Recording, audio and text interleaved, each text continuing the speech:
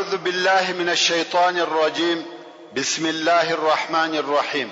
إن الحمد لله نحمده ونستعينه ونستغفره ونعوذ بالله من شرور أنفسنا وسيئات أعمالنا، من يهده الله فلا مضل له ومن يضلل فلا هادي له، وأشهد أن لا إله إلا الله وحده لا شريك له، وأشهد أن محمدا عبده ورسوله. أما بعد، محترم ورونو، موږ د هغه ډلو حالات بیانول چې مدینه منورې ته د اسلام راوړلو د پاره ورتلې، او اوس هم هغه بیان ادامه لري. ورونو، د ډلو په جمله کې یو وخت یو اعرابي ورسول الله صلی الله علیه و آله وسلم ته راغلی چې د سر د وریښتانو څخه دوی اوږدې کوڅې جوړې کړې وې. ورسول الله صلی الله علیه و آله وسلم ته ویل: یا رسول الله، په هغه الله پوښتنه درڅخه کوم چې مځکه، آسمانونه او غرونه پیدا کړی دي. آیا الله امر کړی چې موږ باید په یوه شپه او ورځ کې 5 منځونه ادا کړو؟ رسول الله صلی الله علیه و آله وسلم وفرمایل: هو. دغه سړي پر دغه طریقه د لمانځه، زکات، روژه، حج او د لویو ګناهو پوښتنه وکړه. رسول الله صلی الله علیه و آله وسلم په دغه شیانو خبر کړي. نو اعرابي ویل: یا رسول الله، کما دغه کارونه وکړه، یعنی دغه فرائض می ادا کړه، جنت ته داخليږم؟ رسول الله صلی الله علیه و آله وسلم وفرمایل: هو. کدی فرائض ادا کړه او کبیره ګناهونه دي پریښول، جنت ته داخليږي. اعرابي ویل: والله تر دغه زیات نور شي نه کوم، یعنی نفلونه او نور ثوابي کارونه نسته، فقط دغه فرائض ادا کوم او جنت ته داخليږم. او سړی رهیسو. رسول الله صلی الله علیه و آله وسلم وفرمایل: کداغه د کوڅې خاوند پر خپل قول ودرېدی، جنت ته داخل سو. ورونو، اسلام ډیر اسانه دین دی. ایمان، د فرائض ادا کول او د کبیره ګناهو څخه ځان ساتل، دغه اسلام او د جنت د داخليدو لار ده. نور ټول عملونه نفل، ثوابونه او درجې دي. د مسلمان انسان څخه فقط دغه درې شی غوښتل کیږي: صافه او سالمه عقیده، د فرائض ادا کول، د کبیره ګناهو څخه ځان ساتل او جنت ته داخليده. ورونو، نجران یو لوی ښار دی چې د مکه مکرمه څخه د یمن و طرف ته 9 منزله لري دي، چې په هغه وخت کې 3 کلی درلوده او 1 لک جنگي لشکر یې درلودي او دین یې مسیحیت وو. نجران د 3 نفرو د طرفه اداره کېدی، یا دا چې 3 نفر یې مشران وو.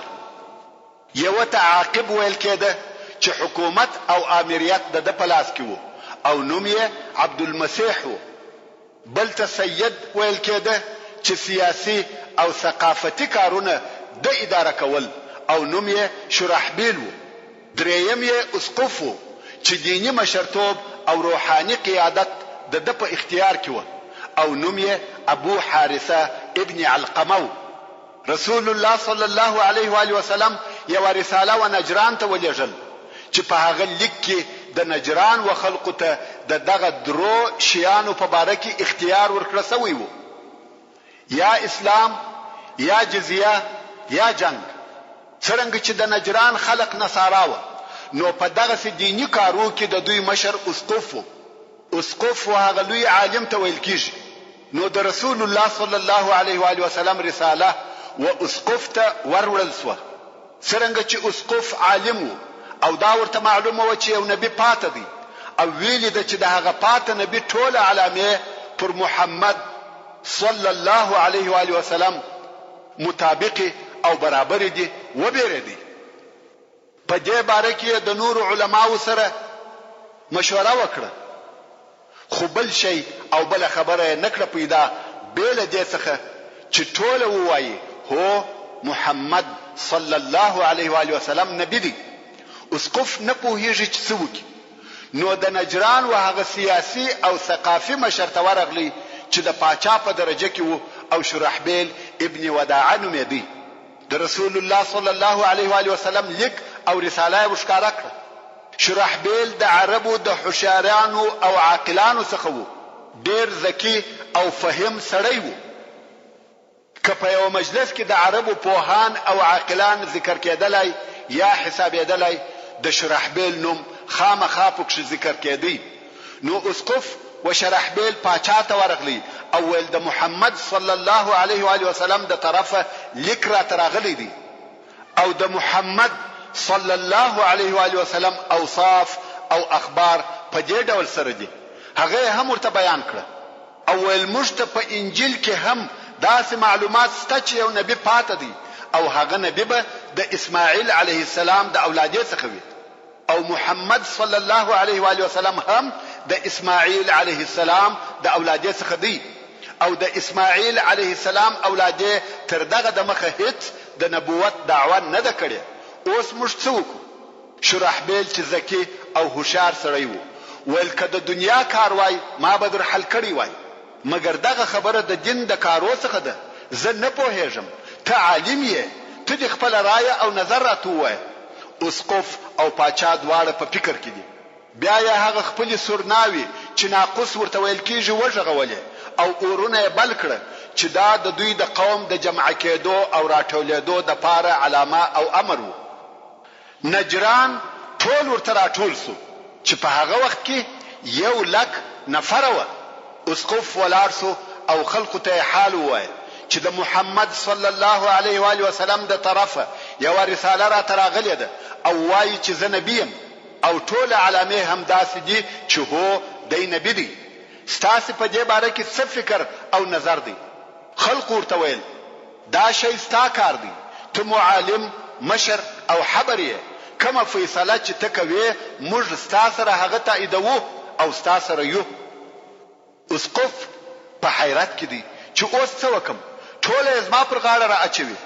بیا یې پر دې اتفاق وکړي چې د علماو او مشرانو یو ډله به جوړ کړو او مدینه منورې ته دی ولاړ شي. هلته به د محمد صلی الله علیه و آله وسلم سره ملاقات وکړي او بیا به ګورو چې څه نتیجه راوځي. نو یو ډله جوړ کړه چې 80 نفر پکښې و چې په هغو کې 40 نفر اشراف او مشران دي چې دغه 3 نفر پاچاهان او امیران هم پکښې و. د دې لپاره چې د دوی درجه او مقام لوړ ښکارا سي نو یې هغه خپل بهترین او شکالي چې د ورېښمین ټوکر څخه و او د زرو کار پر سوی وو واغوستل. خیر مدینه منورې ته ورسېده او مسجد نبوي ته ور داخل شو. رسول الله صلی الله علیه و آله وسلم ته سلام وایي. رسول الله صلی الله علیه و آله وسلم د دوی د سلام جواب نور کوي، دوی خبري ورسره کوي. رسول الله صلی الله علیه و آله وسلم یې د خبرو جواب نور کوي. د ډلې خلک په حیرت کې دي چې څه وکړي. د مسجد څخه ووتل، هلته د باندې مشوره سره وکړه چې څه وکړو. ویل بیا به ورسو. دوهم وار بیا مسجد ته ورغله، بیا هم رسول الله صلی الله علیه و آله وسلم خبري نور سره کوي. دوی بیرته د مسجد څخه ووته. حضرت علی رضی الله تعالی عنہ یې ولیدي. دوی ورته ویل ته د رسول الله صلی الله علیه و آله وسلم ملګری یې، زموږ سره ولې خبرې نه کوي؟ د نور ټولو ډلو سره خبرې کوي بیل موږ څخه. حضرت علی رضی الله تعالی عنہ ورته وویل دغه کالم وکاږي، ورېښمین کالی، سره زر، دغه شیان درڅخه ایسته کوي او ورسي. رسول الله صلی الله علیه و آله وسلم دغه شیان نه خوښوي. دوی هم دغه کالی بدل کړه، نور ساده او عادي کالی واغسته او مسجد ته ورغله.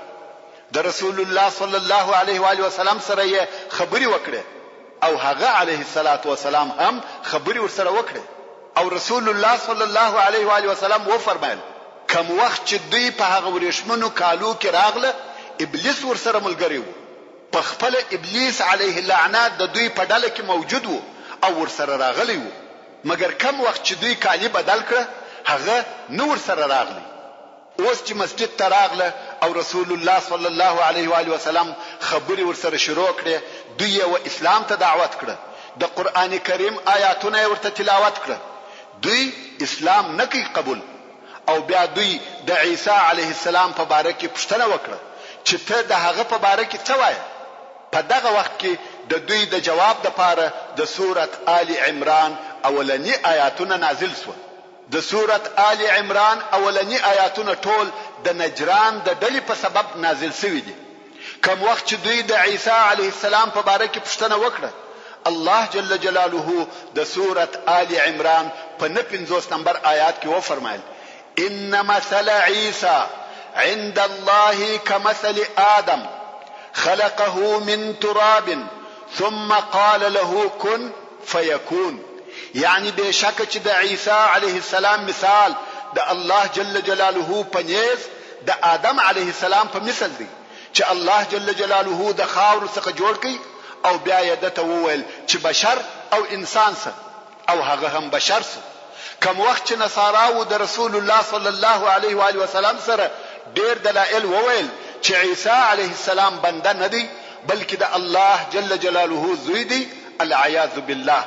او په آخر کې نصارا وویل شه که عیسی علیه السلام د الله زوی نه دی نو تراته ووایه چې پلار یې څوک دی. د دوی دغه سوال په جواب کې دغه آیات شریف نازل شو چې آدم خو نه پلار درلودي نه مور. آدم علیه السلام د خلقت او ولادت په اعجاز کې تر عیسی علیه السلام لوړ او معظم دی. په دې حساب باید و آدم علیه السلام ته العیاذ بالله د الله زوی وویل سي. او حال دا چې هیڅوک داسې نه وایي: الحق من ربك فلا تكن من الممترين. حق خبره هغه ده چې ستا د رب د طرفه درته راغلې ده، نو ته د عیسی علیه السلام په باره کې د شک کوونکو څخه مه کېږه. دغه رنګ نور آیاتونه د بیبي مریم د قصې او آل عمران د قصې په باره کې نازل شوه چې ټول یې ودغه نصاراو ته تشریحات ورکول او د دوی ټول جوابونه پکښې و. ټول هغه سوالونه چې دغه د نجران ډلې کړي دي جوابونه یې په سورت آل عمران کې موجود دي. ورسته د نجران د ډلې خلق بے جواب او په فکر کې سو چې اوس څه وکړو. خو بیا هم وایي موږ ستا پر نبوت شاهدین نه ادا کوو. رسول الله صلی الله علیه و آله وسلم چې پس له ډیر سوال او جواب دغه د دوی شک او تردد ولیدي نو ویل مباهله در سره کوم.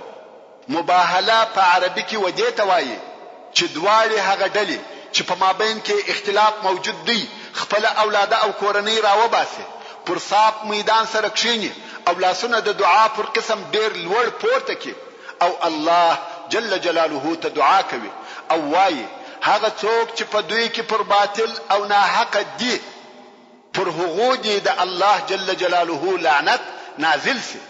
نو رسول الله صلی الله علیه و آله وسلم و فرمایل راسي چې مباهله سره وکړو. په دغه باره کې د مباهله آیات نازل سو. الله جل جلاله د سورت آل عمران په 1 نمبر آیات کې فرمایي: فمن حاجك فيه من بعد ما جاءك من العلم.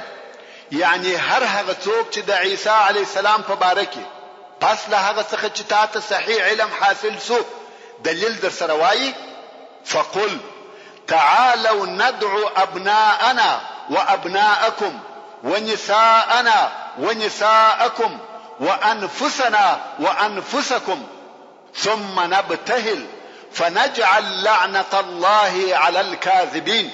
نو اے محمد صلی الله علیه و آله وسلم دوی ته ووایه راسي چې زموږ زامن او ستاسو زامن، زموږ ښځې او ستاسو ښځې، زموږ ځانونه او ستاسو ځانونه راوبولو او بیا مباهله سره وکړو او وبوایو چې د الله جل جلاله لعنت دی پر درواغجنانو وي. کوم وخت چې دغه آیات شریف نازل سو رسول الله صلی الله علیه و آله وسلم د حضرت فاطمه رضی الله تعالی عنها وکورته ورغلی. دا حضرت علی او د دوی زامن حضرت حسن او حسین د رسول الله صلی الله علیه و آله وسلم المسان رضی الله تعالی عنهم اجمعین راويستل او نصاراو ته وویل راسي ما خپل کورنۍ راويسته اوس نو مباهله را سره وکي، تاسو هم دعا کوي او زه به هم دعا کوم چې د الله جل جلاله لعنت دې پر درواغجنانو نازل سي. د نجران ډلې چې اوس د رښتیا میدان ولیدي نو یې مشوره سره وکړه. هغه عاقب او سید چې د نجران پاچاهان بلل کېده یو د بل سره وویل پام کوه چې دا کار ونه کې. که محمد صلی الله علیه و آله وسلم نبی وو او لعنت را باندې ووایه په والله نه به موږ خلاصو او نه زموږ راتلونکي نسلونه. د مځکې پر مخ به زموږ نه ورېښته پاتې سي نه نوک بلکې ټوله به هلاک سو.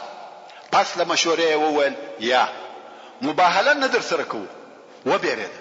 په دوی کې بیره او تردد دواړه موجود وه.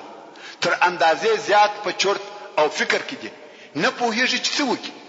دوی په دغه حیرت او تردد کې دي چې هغه د دوی پاچا شرحبیل ورته وویل زما خبره واوري دغه مشکل حل زما سره دی.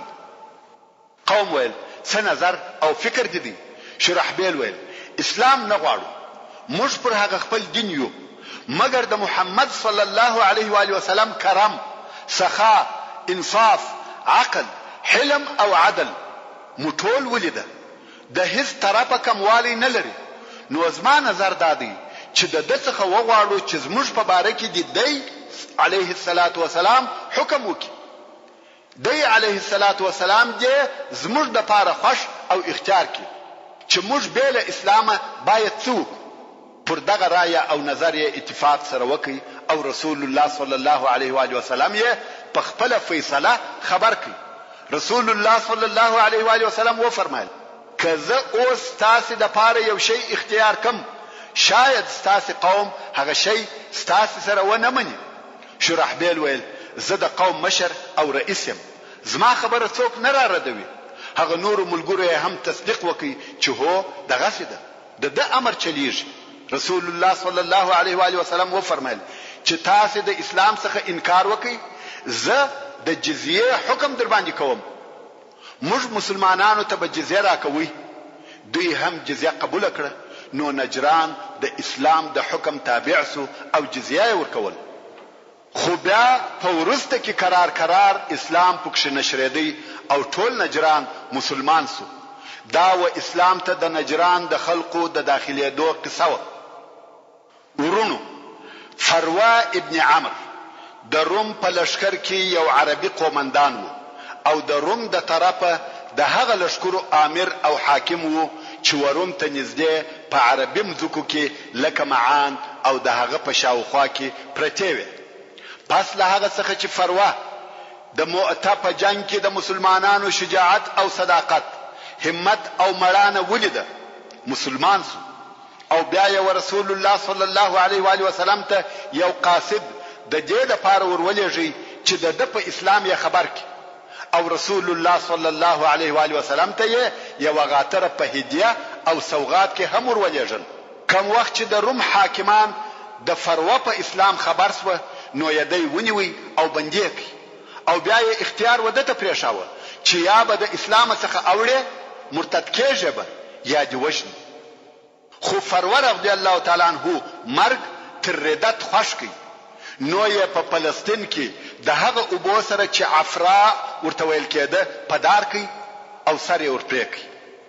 ورونو تاسو ودغه خلق ته وګورئ چې د اسلام د پاره تر ولایت او قومندانۍ تیرېده او مرګ یې قبلاوه. خو نن ورځ په مسلمانانو کې داسې کسان هم پیدا کیږي چې د یو څو ورځو موقتی چوکۍ یا کرسۍ د پاره تر اسلام تیریږي او الهي ذلت اختیاروي. او بیا د حمیر څخه یو ډله راغله او مسلمانان سو. حمیر په یمن کې د یو ځای نوم دی. رسول الله صلی الله علیه و آله وسلم و دوی ته یو رساله ورولېکل چې په هغه رساله کې و دوی ته د زکات احکام ورشولې او بیان کړي و چې هغه رساله وساتل سو. او دغه ساتل سوی رساله چې د رسول الله صلی الله علیه و آله وسلم د طرفه د زکات پر احکام مشتمله ده. د علماو د پاره د زکات په باره کې هغه اساسي مرجع او منبع ده. د هجرت د نهم کال په آخره کې د بنو بجیله یو ډله راغله چې مشر عبد الله ابن جرير البجلی رضی الله تعالی عنه. دغه عبد الله د رسول الله صلی الله علیه و آله وسلم د هغه لوړو او نږدې اصحاب کرامو څخه دی عبد الله ابن جرير رضی الله تعالی عنہ په خپل روایت کوي او وايي زموږ ډله د جمعې د لمانځه پر وخت و مدینه منورې ته ورسېده او رسول الله صلی الله علیه و آله وسلم د جمعې د لمانځه خطبه ویل. څرنګه چې زموږ نیت د مسلمانېدو اول مو غسل وکړي او بیا مسجد ته ور داخل سو. د مخه خطبه ویل کېده خو کوم وخت چې موږ مسجد ته ورننوتو رسول الله صلی الله علیه و آله وسلم ساکت وو او د مسجد ټول حاضر خلق و ما ته ګوري. زه چې د مسجد په دروازه ورننوتم ټول خلق مخان د دروازې و طرف ته را اړولې و او ما ته کتل. د مسجد و هر طرف ته چې تیرېږم بیا هم خلق ما ته ګوري. زه په تعجب کې سوم چې دغه ټول خلق ولی ما ته ګوري. خامخا یو شی سته. زه په مسجد کې ګرځم چې د ناستې د پاره ځای پیدا کم خو بیا هم ټول خلق ما ته ګوري. خیر ما د ناستې د پاره ځای پیدا کړ او کښېنستم خو خلق بیا هم ټول و ما ته ګوري. خطبه بنده ده. رسول الله صلی الله علیه و آله وسلم ساکت دی. زه ډېر په تعجب کې یم. نو مې هغه د څنګ یا بغل د سړي څخه پوښتنه وکړه چې آیا رسول الله صلی الله علیه و آله وسلم زما په باره کې یو څه ویلي دي؟ هغه ویل هو. د مخه تر دې چې ته مسجد ته را داخل سې رسول الله صلی الله علیه و آله وسلم موږ ته وویل اوس دغه دروازې څخه د یمن د خلقو هغه ښه او بهتر سړی و تاسو ته را داخليږي.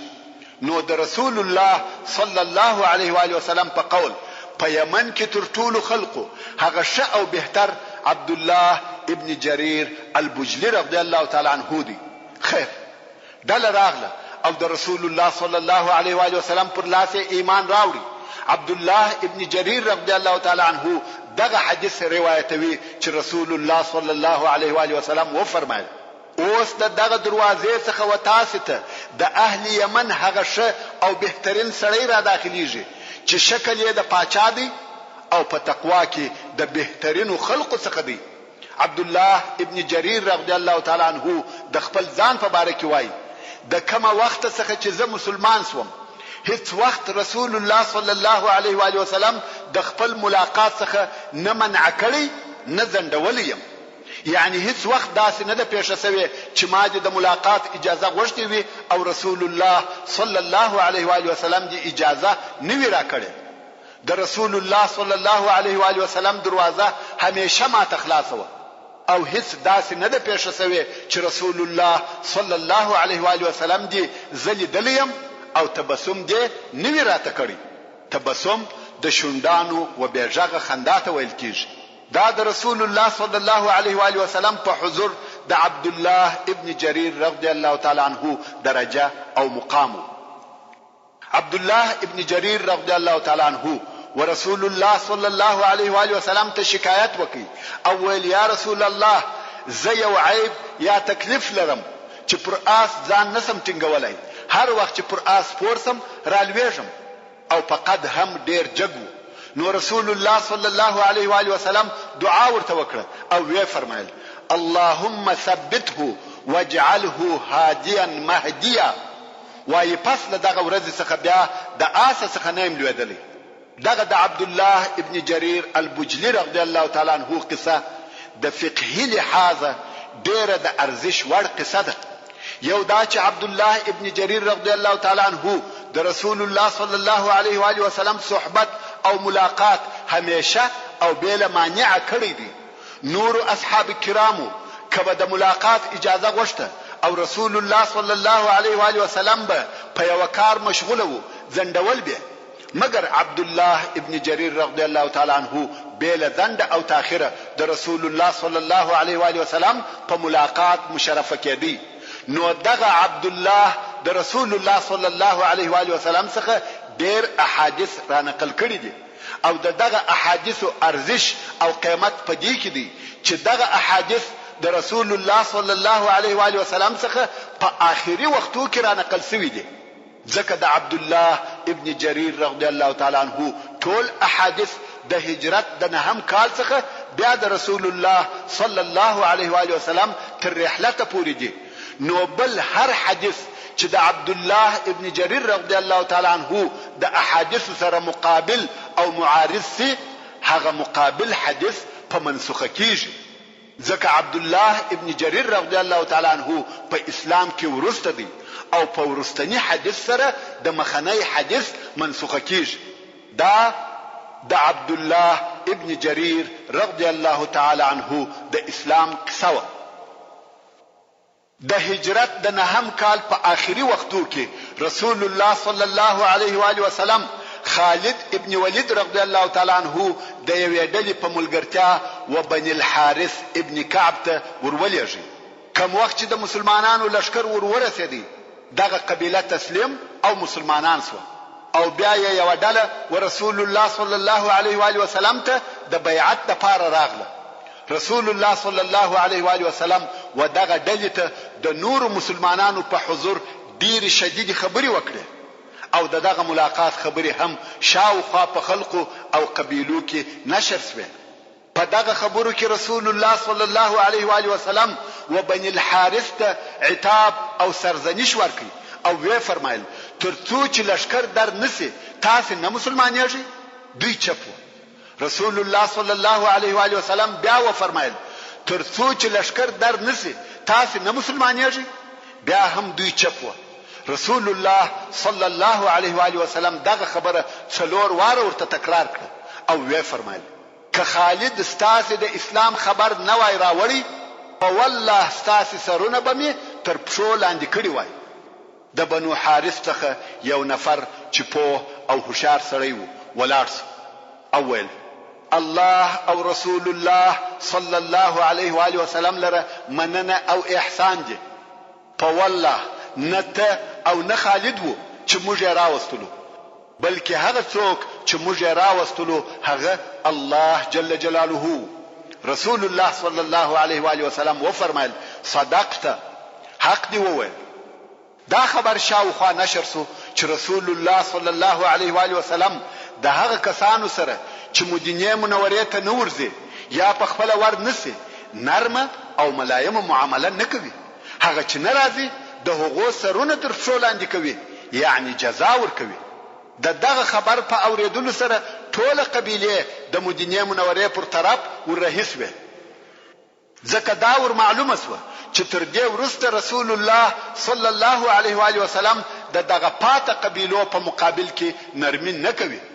نو د بني الحارث د ډلې سره د رسول الله صلی الله علیه و آله وسلم شدت او د دوی مسلمانېده د نورو پاته قبیلو د اسلام راوړلو سبب وګرځېدی. همدارنګه د هجرت په نهم او لسم کال کې پرلپسې ډلې مدینه منورې ته د اسلام راوړلو د پاره ورتلې چې د سیرت په کتابو کې د اکثره قبیلو نمونه ذکر شوی او یاد شوی دي خو دلته بیانول کومه خاصه ګټه نه لري.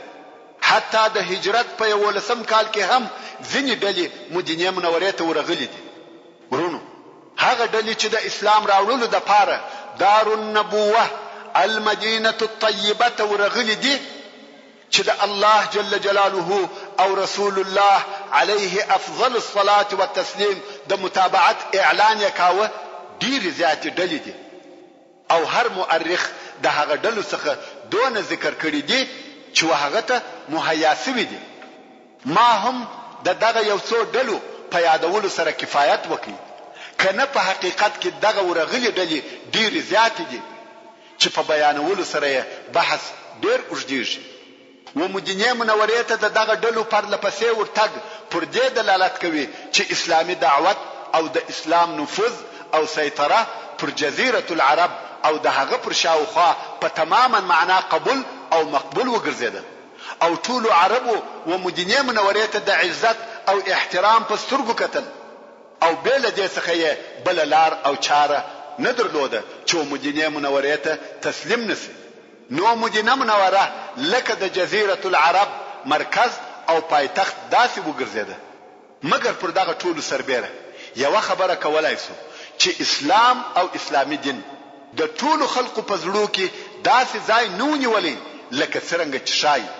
ځکه هلته ډیر داسې ناپوه اعراب و چې فقط د خپل مشرانو په متابعت مسلمانان سوي و او په زړه کې هغه د چور او چپاول ژوند خوښ و.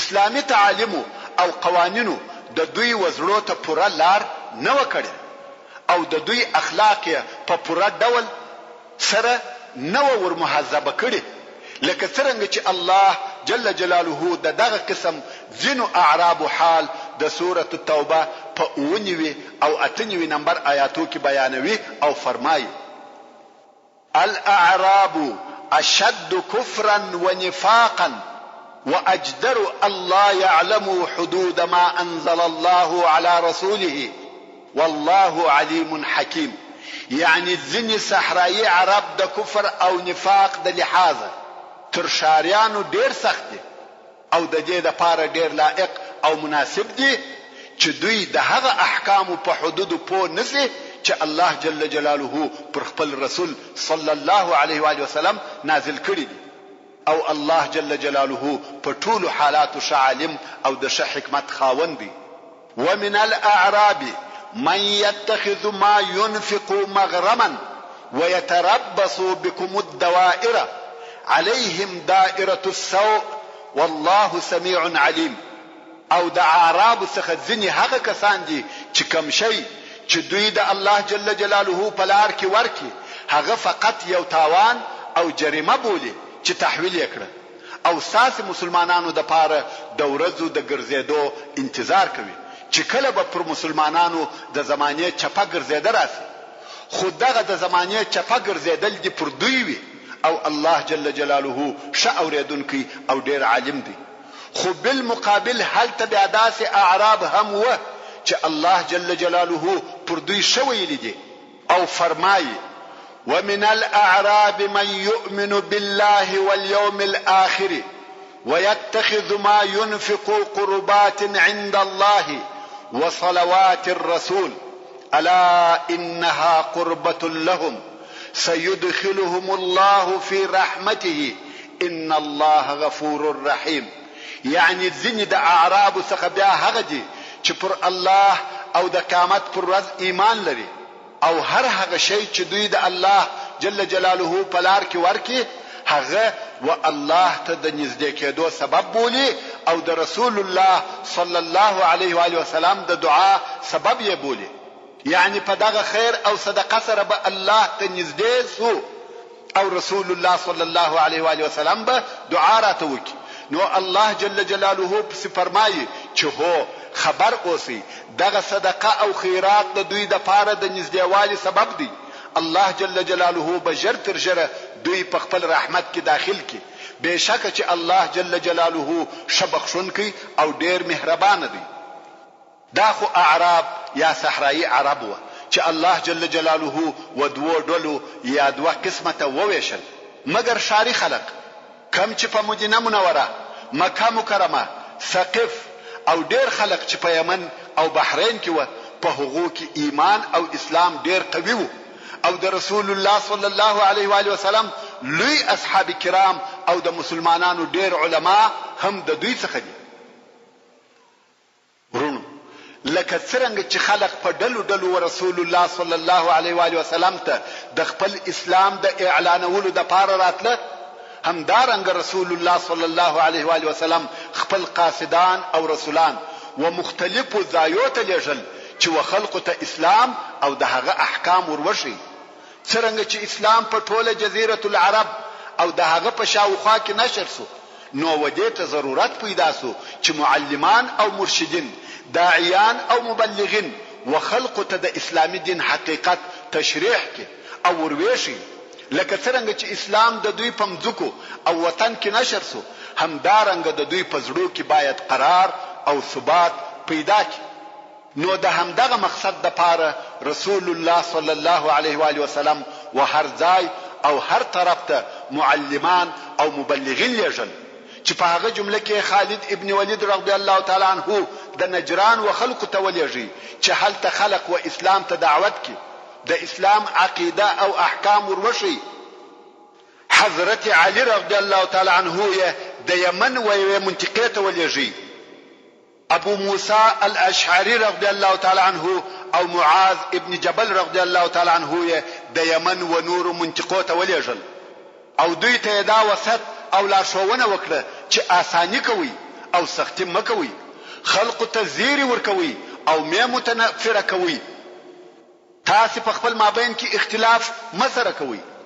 معاذ رضی الله تعالی عنہ ته و فرمایل ته به وداسې قوم ته ورسې چې هغه اهلی کتاب دي، نو کم وخت چې ورغله اول یې ودې ته دعوت ک چې د لا اله الا الله وان محمدا رسول الله شاهدی ادا کې په دغه کار کې ستا اطاعت وکړي، دغه در سره ومنل، نو بیا ورته ووایه چې الله جل جلاله په یو شپه او ورځ کې پر تاسو 15 منځونه فرض کړی دي، کې دا هم در سره ومنل، نو بیا ورته ووایه چې الله جل جلاله پر تاسو زکات فرض کړی دي چې د دوی د غنیانو څخه به اخلي او د دوی فقیرانو او غریبانو ته به ورکوي، کې دا در سره ومنل.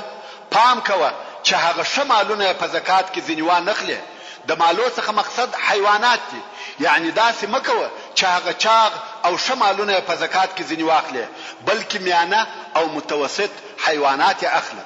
او وی فرمایل د مظلوم د شرع څخه ډیر ځان ساته، ځکه د مظلوم د شرع او د الله جل جلاله په مابین کې حجاب نسته. څنګه چې معاذ ابن جبل رضی الله تعالی عنہ پر رسول الله صلی الله علیه و آله وسلم ډیر ګران وو، نو یې د وداع او رخصتېدو په وخت کې په غیږ کې ونیوي. امام احمد رحمه الله په خپل مسند کې روایت کوي چې رسول الله صلی الله علیه و آله وسلم د معاذ رضی الله تعالی عنہ سره تر ډیره ځای پورې په داسې حال کې ولاړی چې معاذ رضی الله تعالی عنہ پر خپل بوده سپور وو او رسول الله صلی الله علیه و آله وسلم پیاده یا پر پښو ورسره رهیو. او بیا یې ورته وویل یا معاذ، شاید پس له دغه اوسنی کال څخه بیا زما سره ونه وینې او شاید ته دغه زما مسجد او زما قبر ته راسې. معاذ رضی الله تعالی عنہ د رسول الله صلی الله علیه و آله وسلم پر فراق ډیر شدید ژړل. محترم ورونو، د دغه لیږل سوو کسانو یا د دوی د نورو امثالو څخه چې په پخوا کې لیږل سوي وه یا تر دغه وروسته لیږل سوي دي، موږ ته دا را معلومیږي چې په هر وخت او هر زمانه کې د مسلمانانو په غاړه کې دا یو مسؤلیت دی چې د اسلام د تبلیغ او دعوت د پاره بزیار او زحمت باسي. د مسلمانانو د پاره دا بس او کافی نه ده چې فقط په ژبه سره ووایي زه مسلمان یم. کته مسلمان یې نو تا د اسلام د پاره څه شي کړی دي؟ او د یو مسلمان د پاره دا هم کفایت نه کوي چې په خپل ژوند کې فقط یو څو اسلامي آسانه کارونه عملي کوي او نور نو آرام کښینی. د یو مسلمان د پاره دا هم بس او کافی نه دي چې وایي زه په خپل پر خپل ځان د اسلام ټول احکام په پوره ډول سره عملي کوم، نور منو دروازه په ځان پسې تړلې ده، د خلقو په حالاتو هیڅ سر نه ګرځوم او نه څه ورته وایم.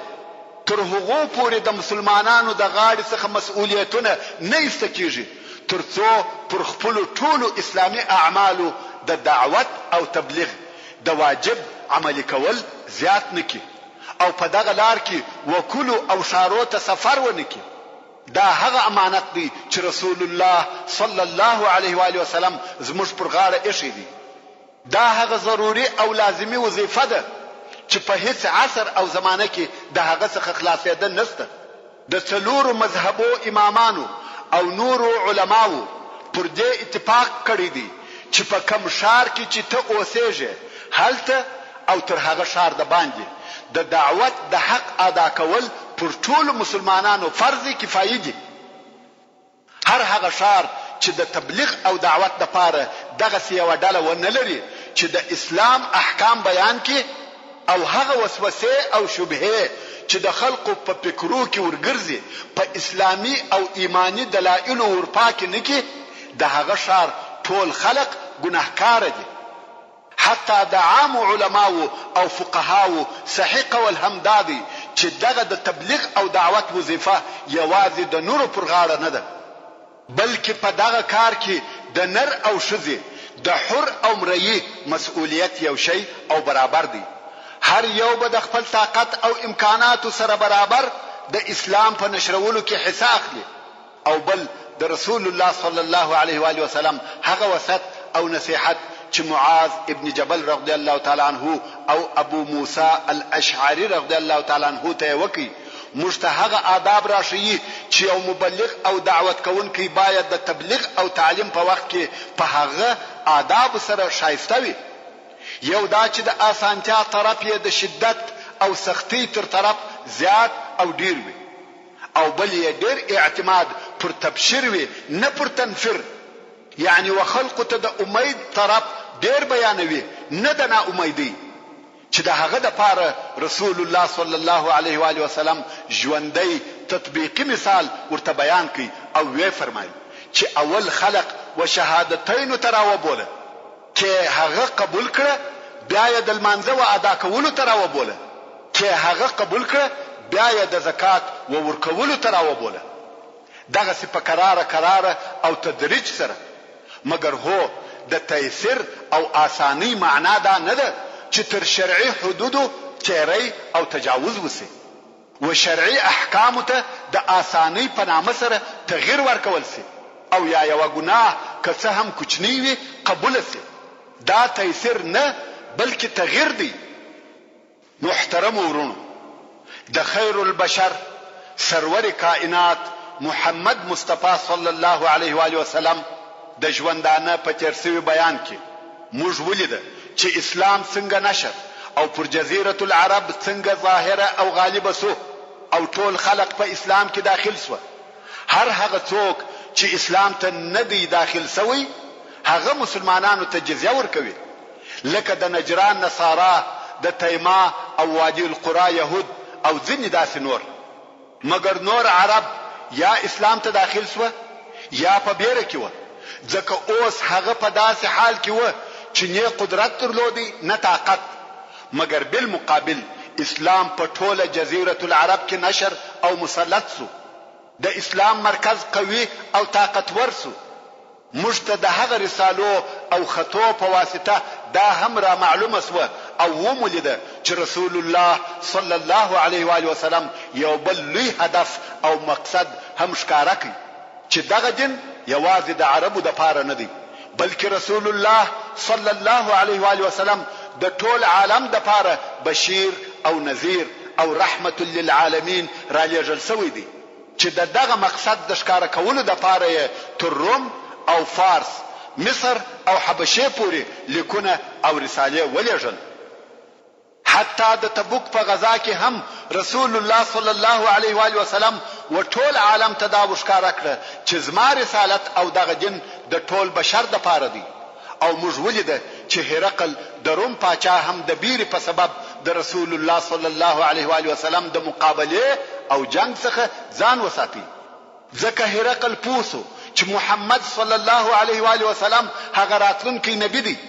او په تیر بیان کې مو په مختلفو حالاتو او جنگو کې د رسول الله صلی الله علیه و آله وسلم خوونه او اخلاق ولیده. د رسول الله صلی الله علیه و آله وسلم صبر او جهاد، ایمان او توکل، ثبات او شجاعت مولیده.